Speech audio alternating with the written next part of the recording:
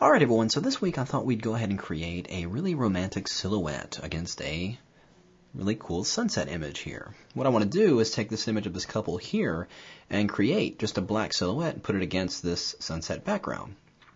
So to do that, go into the image of the couple here, and we're just going to go in here and select my magic wand tool. And with the tolerance around its default, roughly 33, I'm just going to click in the white area inside here, just once. Now, I'm going to undo that, deselect it. Do want to make sure of something. Want to make sure that contiguous here is unchecked. So we select some white areas that aren't connected to the overall background white area. So if I click once in there, you can see that it's selected that inside area, but it also selected some areas inside the face that I don't necessarily need selected.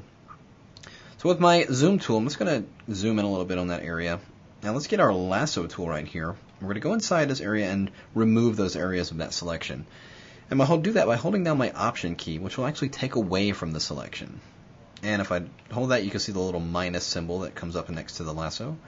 I'm just going to draw a selection around there, and it will remove that. Do the same thing here, and let's do that right here. Now, a little bit of her teeth are selected because they're very similar to the background there, so I'm just going to go ahead and remove that by drawing that little area right there. Just like that. Then that looks pretty good. So now, obviously, we don't want the background to bring into our sunset image. We want the shape of these people. So I just need to invert the selection by going under the Select menu and go to Inverse. And now the people are selected. Now I'm just going to drag the selection over to my new image. Not the people themselves, but just the selection I made. So with the any selection tool activated, I'm just going to grab that selection and drag it over to my new file. We'll zoom in this here a little bit. Now with that selection still active, I can go ahead and take my selection tool and actually move it into position. And we'll put it right about there. Now, it's still an active selection, so I'm going to go ahead and create a new layer. And with black set as my foreground color, I'm just going to press Option Delete. And that will fill that background or that selection in. Then I'll just deselect by pressing Command or Control D. Now, a couple things I need to do here. Well, first thing I'm going to do is actually go into the Filter menu and go to Blur. Gaussian blur. Let's give us a slight 1 pixel blur here, just so it seems to blend in a little bit better. Next thing I'm going to do is actually I'm going to duplicate the shape of this layer here. And I'm going to go into my layer styles, the effects little icon right here. We're going to go to outer glow. And with outer glow selected, I'm going to click on the little color swatch here. And I'll get my color picker, but I'm not going to select color in here. I'm actually going to go into the image itself, and when I do that, you see it turns into an eyedropper. I'm actually going to sample this light orange color that's really close to the sun here, right like that. And you can see it's applied it as that glow, so I'm just going to hit OK. I'm actually going to increase that size just a little bit, and we'll drop the opacity down just a hair, just like that. Now, I'm going to apply an inner glow as well on the same layer. Let's go ahead and activate inner glow. And as we did before, we're going to go to that color picker and go in and sample that light orange again. And because by default it's on screen mode, well, we're against the black. See, the inner glow is going to be applied to the inside of this shape, which is black. So screen won't work here. We're actually just going to put it back to normal and increase the size up a little bit. There you can see that glow is coming through. All right.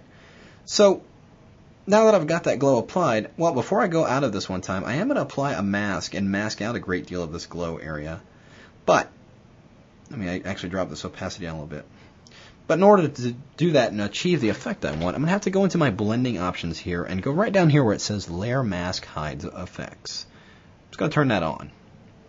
And then we'll hit OK.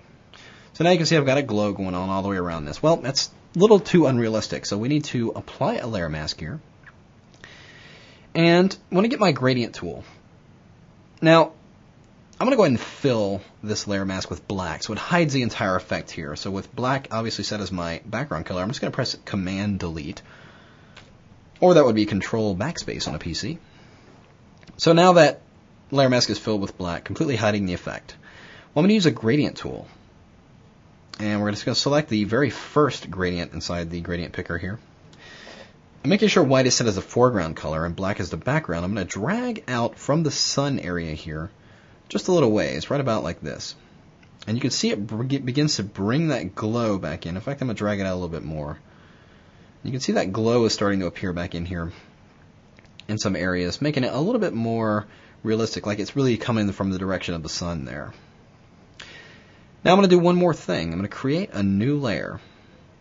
And right where that sun is, we'd expect to see kind of a flare, like a lens flare almost, coming out from around this guy. So I'm going to go ahead and get my brush tool here. And with that brush tool selected, you see I got a good sized brush here, about 250, and it's a very soft brush. I'm going to hold down my Option or Alt key and just sample this light yellow color right up in here where that light's coming from. I'm going to create a new, actually I am on a new layer, so make sure you're working on create a new layer at the very top. Make sure it's above all the other layers. And right where that sun is, I'm just going to click once. Boom.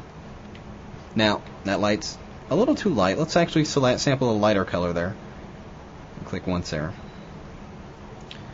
You can see we're getting a nice glare coming around him, and there's a slight glow on them that's coming from that light right there. But it enhances the realism of that silhouette against a really realistic background or sunset.